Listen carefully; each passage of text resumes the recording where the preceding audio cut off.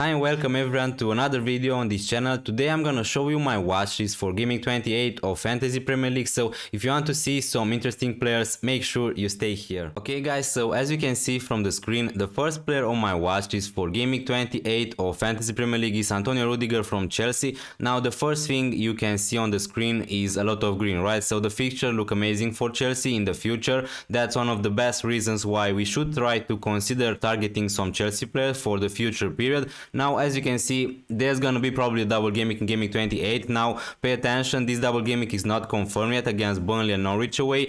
All of this depends on what's gonna happen in the FA Cup. Now if Norwich are gonna beat Liverpool tomorrow in the FA Cup, then this double GAMEWEEK is gonna happen. The chances for Norwich to beat Liverpool are not that high, let's be honest, but also if Chelsea are gonna beat Luton Town, this double GAMEWEEK probably is gonna happen. So the chances are really high Chelsea are gonna double in GAMEWEEK 28 against Burnley and Norwich away, so that's gonna be amazing. Now if that's gonna be the case, they are gonna blank in GAMEWEEK 30, so they can't double in GAMEWEEK 28 and also play in GAMEWEEK 30, so you need to take that into consideration also, because that fixture in GAMEWEEK 30 against Norwich is gonna be moved in GAMEWEEK 28, so you need to pay attention to that and play your strategies according to that. Now obviously Rudiger is 6.1 million, his ownership is pretty high.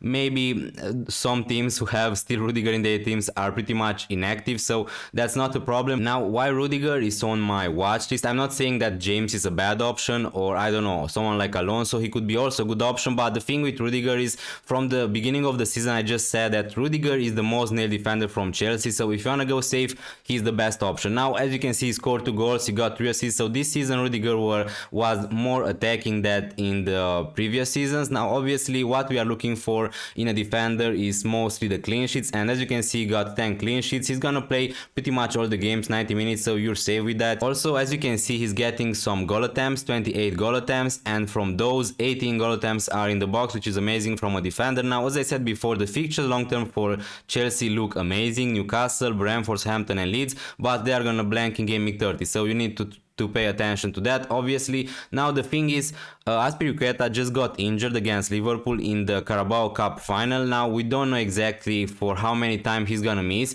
If Azpilicueta is gonna miss for let's say 1 month or 2 months, then Reece James is gonna be suddenly a better option. Now the problem with Reece James is, obviously if I was sure 100% that he's gonna play Burnley, Norwich and Newcastle, all of these 3 games he's gonna start them, then 100% Reece James is the better option. He's better than Rudiger attacking wise and defending wise, also for the bonus points. But the thing is, I don't think that anyone can guarantee that Reece James is gonna start all of these 3 games, right? Burnley, Norwich and Newcastle, after missing, I don't know, he missed 3 or 4 months due to an injury, so I don't know if he's gonna be rushed. Now obviously at the right back spot, there can play also Pulisic and Hudson-Odoi, but Reece James is the better option, let's be honest. So at the moment, if I was to choose a defender from Chelsea, I'm leaning towards Antonio Rudiger. Now obviously definitely I'm not saying that Reece James is a bad option. I just think that there's gonna be a risk for Reece James to play all the games, but also we need to take also into consideration, if you're wildcarding, then you can go for both of them. Maybe we should take into consideration to sell someone like Cancelo, or maybe you have someone like Diaz or Laporte to a Chelsea defender. That could be a nice strategy, but you need to play your own strategy, so make sure you have a pretty decent squad going to GAMEWEEK 30. The next player on my watch list is Philippe Coutinho from Aston Villa. Now what I want to say at the beginning is he's a midfielder, obviously his price is 7.4 million, and I think that Coutinho is a great player, and I think that he totally deserved that price, 7.4 million. His ownership is 20%, pretty high, but obviously that's for good reasons. He played good in the last GAMEWEEKs. Now there is a really tricky question to buy Coutinho or not for the upcoming GAMEWEEKs. Now at the beginning I want to talk a little bit about the best reasons to buy Coutinho. One of them, obviously, Aston Villa are gonna double in GAMEWEEK 28 against Southampton at home, a really nice fixture, but what is really tempting me is that fixture against Leeds. Now we know how bad Leeds were in the last GAMEWEEKs against Spurs, against Liverpool, against Man United. They considered 3+ goals per game. Now obviously they are gonna have a new manager, so maybe defensively they are gonna be better, but still they are a great fixture for Aston Villa. So that's one of the reasons they are gonna double in GAMEWEEK 28. And Coutinho, I think that he's gonna be one of the best captaincy options, right? And another reason is they are gonna have a fixture in GAMEWEEK 30. If you don't know already, there are just 6 teams who are confirmed to have a fixture in GAMEWEEK 30, so that's Arsenal, Aston Villa, Wolves, Leeds and Leicester, Brentford. So these 6 teams are gonna play in GAMEWEEK 30 100%. Now we need to see what's gonna happen also in the FA Cup. Maybe another game can be added there. Now those are the good reasons to buy Coutinho. but the worst reasons to buy Coutinho, and maybe the reasons maybe you should not buy Coutinho, are the fixtures are not great in general, right? So Wolverhampton, Spurs, Liverpool from an attacking perspective are really bad. Also Arsenal is not amazing. West Ham is decent but not great also. So the fixtures are not great from Aston Villa. But yeah, as I said before, if you don't have, maybe from my own team, I have Rafinha and Jimenez, so maybe I'm not gonna buy Coutinho. So maybe for my own team, Jacob Ramsey could be a better option, because I don't want to play him every game week. Now, if you don't have a really good captaincy option, Coutinho could be a nice buy for game week 28. But if you just want a squad player for the double game week and for the blank game week 30, then Ramsey probably is the best option, because you don't want to play Coutinho in against Arsenal, Wolverhampton, Spurs and Liverpool, against all those teams, right? So that's the problem with Coutinho. But still, he's a great player. Nobody says that he can't do anything against Arsenal, Spurs or Liverpool. He can't.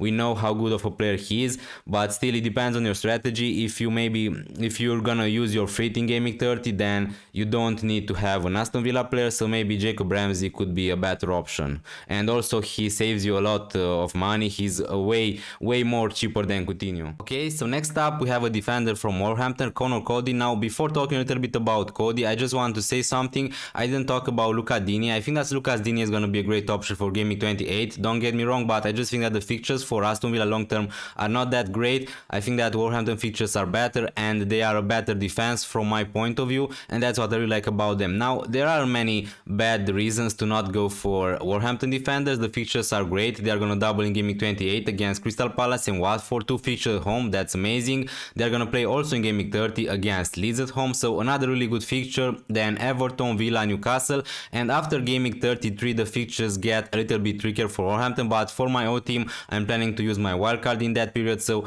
yeah, for my own team, I think that having a Wolverhampton defender is gonna be the way to go. Now Cody, he's 4.8 millions. There are other options in Wolverhampton if you want to. I wouldn't go for Enury, just because at the moment he's rotating with Martial, so probably he's not gonna play all the games 90 minutes. Now the other options are Saiss, Kilman. Also, when Boli is gonna be back, I'm not sure about Kilman's place, so I wouldn't go for him either.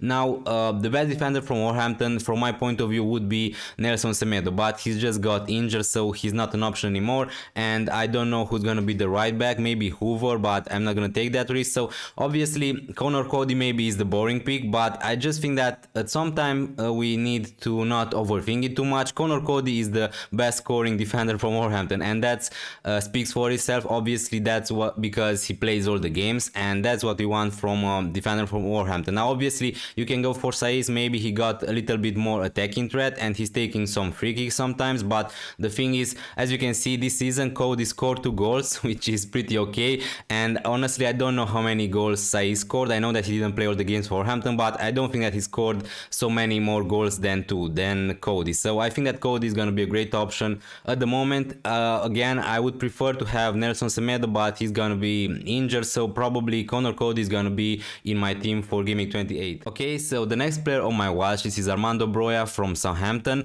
Now, as I said before, some other fixtures can be still added to game week 30, which depends what's going to happen in the FA Cup, but Southampton Burnley is one of them. So if Southampton are going to lose, let's say to West Ham United in the FA Cup, then they are going to play against Burnley in game week 30, and that could completely change my plans. If Southampton are going to have a feature in game week 30, then having a player from Southampton could be a really nice option for my own team, because if you watch my channel, you know that I'm not planning to use my fit in game week 30. But fair enough, if you want to use your fit in game week 30, then you can do whatever you want. But the thing is, there are other options in Southampton. Now, I know that maybe some of you got Broja and he blanked against Norwich, but honestly, he's a forward, he's 5.5 millions. Surely you're not expecting Broja to score a hat-trick every game, right? So I still think that he's a great option. His ownership is not that high at the moment. Now, the other options would be James Ward-Prowse. He's on free kicks, he's taking free kicks, we all know how good he is, and I think that he's a great option in midfield if you want to buy him. Now, if I was to go for a defender, I would go for Kyle Walker-Peters. He played amazing against Norwich in the last game. I don't know how he didn't score more points, but I think that he's the best defender at the moment from Southampton, so if you want to go there, you can. Now, they are going to have a double in game week 28, as you can see, against Aston Villa away and Newcastle at home, so the fixtures are great for the clean sheets and also for some attacking returns. I think that this double game week is really interesting for Southampton. Then Watford, then if they are going to lose to West Ham, they are going to play against Burnley in game week 30 and Leeds in game week 31, so that's just perfect for my own strategy, for my own plan, and after that the fixtures are gonna get a little bit trickier. Chelsea, Arsenal, but with a player like Armando Broja, 5.5 million, honestly you don't need to play him every game week if you don't want to, right? So he's a great budget player from my point of view. The last player on my watch list is Willock from Newcastle. So here we have another fixture that could happen in game week 30. Let's say if Crystal Palace are gonna lose in the FA Cup, then Newcastle are gonna play against Crystal Palace in game week 30, and that could be amazing news for us FPL managers. As you can see, Newcastle are gonna have back-to-back double game weeks, so this is amazing.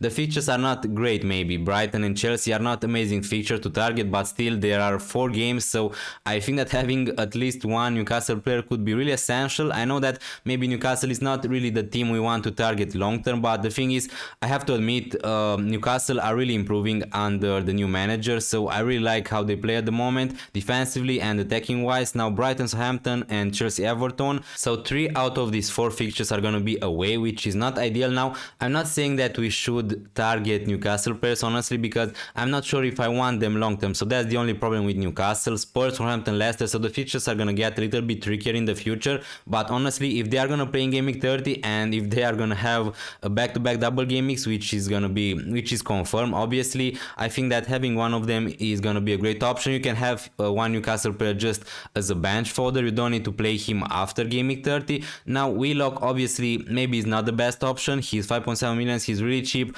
You can go for Ryan Fraser, he's cheaper, I think he's 5.3 millions, and Target would be another option in defense if you want a defender from Newcastle. Now Wood also in attack would be one, and also Trippier would be the defender I would target, but we don't know if Trippier is gonna be fit. So he's a differential, he scored 2 goals in 1 assist in season, but honestly Newcastle are playing a little bit better than with the new manager, so we shouldn't consider what Willock did in the first games of the season, and obviously he didn't play all the games, so that's the thing. But he's getting some goal attempts, 15 goal attempts in the box, which is great. His XG plus XG per 90 is not ideal, 0.18, so these are the teams I would target. Even if you're on your wildcard, I would target to have some Newcastle players, Chelsea players if they're gonna double, Wolverhampton, Villa and Leeds. Leeds, obviously with Leeds you're gonna target Rafinha. I have him in my own team, so that's why he's not on my watch list, but I think that he's also a great option. And for the captaincy, probably Jimenez, Rafinha, Coutinho are gonna be the best options if you want to captain a double gaming player